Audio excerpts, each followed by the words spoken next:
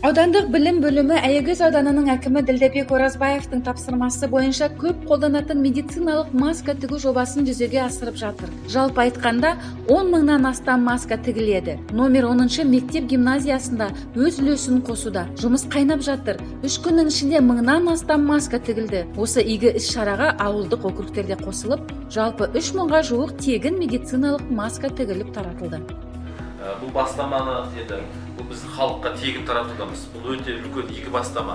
Халқымызға осындай үлкен мынандай індет келген уақытта біз осындай аянбай еңбек етіп, осы халқымызға осы бар күш-жігерімізді салып, осындай жақсы бір игілікті істеп өз басым ойлаймын.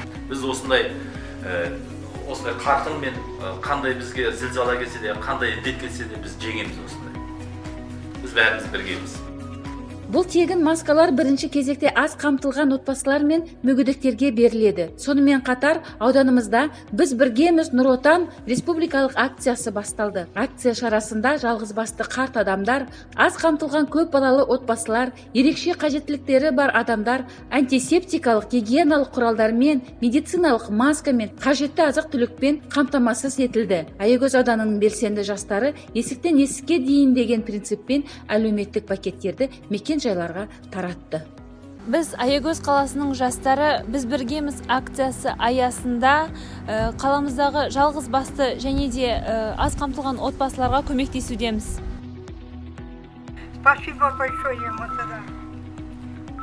Жанар Жахат, Нұрсұлу Алигулова, Аягөз Реал ТВ.